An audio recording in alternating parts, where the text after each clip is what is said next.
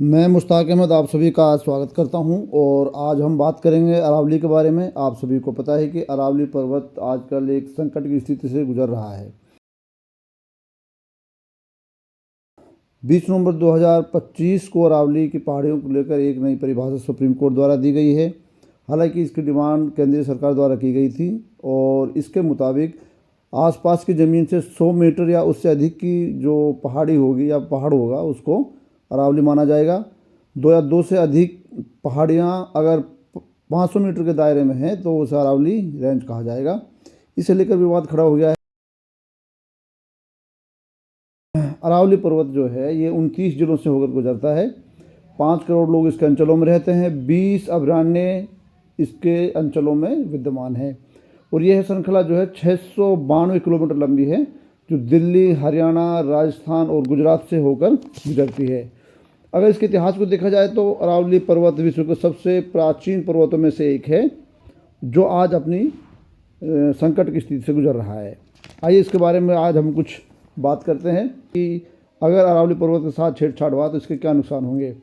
आपको पता है कि यह एक प्राकृतिक एक डस्ट बैरियर है जो थार मरुस्थल और उत्तर के मैदानों के बीच एक रुकावट पैदा करता है। यानी ये थार मरुस्थल को आगे बढ़ने से रोकता है ताकि वह उत्तर के मैदानों में ना जाए। अगर अरावली को छेड़ा गया तो हरियाणा और राजस्थान के क्षेत्रों में इसका विस्तार होगा और थार मरुस्थल फैलेगा तो आपको पता है कि ज़मीन रेतीली हो जाएगी, वहाँ पर बहुत अच्छी किस्म की फसलें नहीं होंगी, वहाँ की इकोलॉजी प्रभावित हो जाएगी। अरावली पर्वत इससे मानसून भी प्रभावित होगा क्योंकि यह पर्वतमाला दक्षिण पश्चिम मानसून को प्रभावित करती है और यहाँ बारिश कम होगी। बारिश कम होगी तो आपको पता ही है कितने सारे नुकसान पैदा हो सकते हैं उससे। और ख़ास बात यह है कि ये पर्वतमाला जो मैदानी इलाके हैं दिल्ली के आसपास के या एनसीआर के जो क्षेत्र हैं इनके लिए कूलिंग प्रदान करता है। यानी गर्मी जब ज़्यादा पड़ती है तो ये उसको बैलेंस करती है ये पर्वतमाला। अगर यहाँ किसी पहाड़ी को या इनको हटाया गया तो यहाँ पर ज़्यादा गर्मी पड़ेगी। ऑलरेडी यहाँ बहुत गर्मी पड़ती है, गर्मी का प्रकोप बढ़ेगा, इससे बहुत सारे और नुकसान होंगे। जैसा कि मैंने अभी बताया था कि अरावली पर्वत की रेंज जो है इसके अंतर्गत 20 अभयारण्य आते हैं। इनमें बहुत सारे जानवर जीव जंतु रहते हैं, जैसे तेंदुआ है, शियार है, भेड़िया है, बाघ है, हिरण है, बहुत सारे जीव जंतु रहते हैं और विचरण करते हैं, आज़ाद ज़िंदगी जीते हैं। उनका जनजीवन पूरी तरह से प्रभावित हो जाएगा। यहाँ हजारों वनस्पतियाँ हैं, जड़ी बूटियाँ हैं, यहाँ पर बहुत किस्म की दवाइयाँ हैं, यहाँ बहुत किस्म के फॉल हैं यानी वाटरफॉल हैं। तो ये सारे सारे बर्बाद हो जाएंगे। पूरी अरावली पर्वत जो है उसमें एक ऐसा माहौल पैदा होगा जिससे कि वहाँ के जो लोग हैं, जो रहने वाले हैं, इसके आसपास के गांव हैं या जो शहर हैं, वहाँ को पानी की जो सुविधा उत्पन्न करती है ये पर्वत श्रृंखला, वहाँ पानी का संकट पैदा हो जाएगा। अरावली पर्वत एक बहुत बड़ी सांस्कृतिक यूनिट है। जैसे कि मेवात है, इसमें इसको काला पहाड़ कहा जाता है। इसके ऊपर जो लोग रहते हैं यानी पश्चिमी जो लोग रहते हैं उनको पहाड़ ऊपर कहते हैं, जो नीचे रहते हैं उनको पहाड़ नीचे कहते हैं। इस तरह से इलाकों में अलग अलग अरावली पर्वत एक सांस्कृतिक पहचान लोगों की बनाती है। यह जैव विविधता का प्रमुख केंद्र है। यहाँ पर लाल बलुआ पत्थर, चूना पत्थर, संगमरमर, ग्रेनाइट, सीसा, जस्ता, तांबा, अनेक प्रकार के खनिज हैं। अरावली में सबसे ज़्यादा जो खनन हुआ है वो बलुआ पत्थर का हुआ है और अभ्रक का हुआ, जिससे अरावली पर्वत को भारी नुकसान पहुँचा है।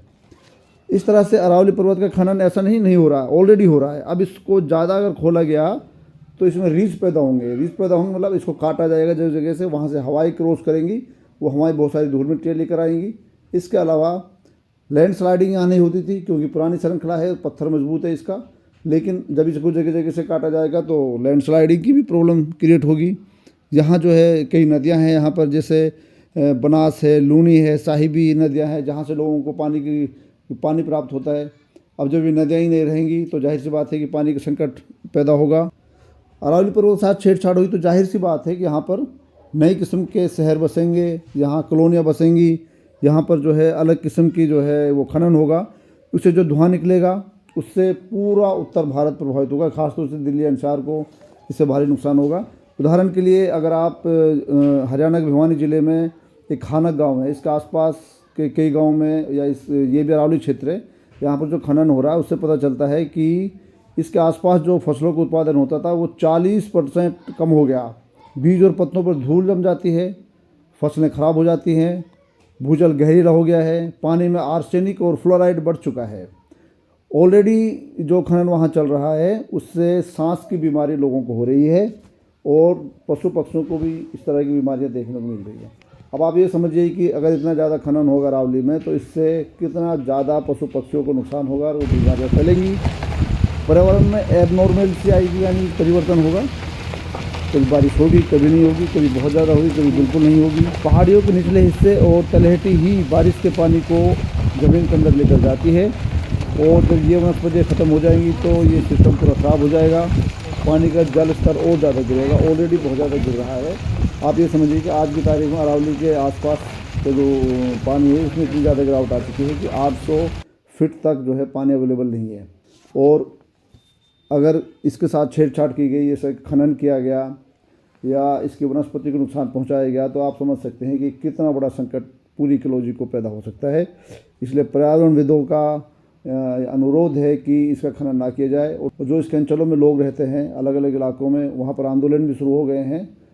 सुप्रीम कोर्ट में याचिका भी दायर की गई है कि सुप्रीम कोर्ट अपने फैसले पर पुनर्विचार करे, क्योंकि इससे जो है बहुत बड़ा नुकसान होगा। भारतीय संविधान के अनुच्छेद 21 द्वारा स्वस्थ पर्यावरण के अधिकार की गारंटी दी गई है। इसी तरह अनुच्छेद 48A और अनुच्छेद 51AG के अनुसार राज्य और नागरिकों का ये दायित्व है कि वे पर्यावरण का संरक्षण करें। तो हम इस दायित्व से मुकर नहीं सकते, इससे पूरा सरकार भी नहीं मुकर सकती, इससे अदालतें भी नहीं मुकर सकती। इसलिए इस याचिका पर पुनर्विचार करने की आवश्यकता है। और अभी हाल ही में, बल्कि आज ही मुझे एक पता चला है कि सुप्रीम कोर्ट ने इस पर दोबारा से संज्ञान लिया है। सुप्रीम कोर्ट इन पर दोबारा से सुनवाई होगी, जो कि अच्छी खबर है। और ये मानिए कि अरावली पर्वत को प्रोटेक्ट करने के लिए हमें और ज़्यादा आगे बढ़कर कार्य करने की आवश्यकता है, ताकि ये पर्वत श्रृंखला जो है ये जीवन प्रदान करती है यहाँ के लोगों के लिए, बल्कि पूरे भारत और पूरे उत्तर भारत के लिए ये श्रृंखला बहुत महत्वपूर्ण है। हमें इसका प्रोटेक्शन करने के लिए आगे बढ़कर कार्य करना चाहिए और खनन को रोकना चाहिए। धन्यवाद।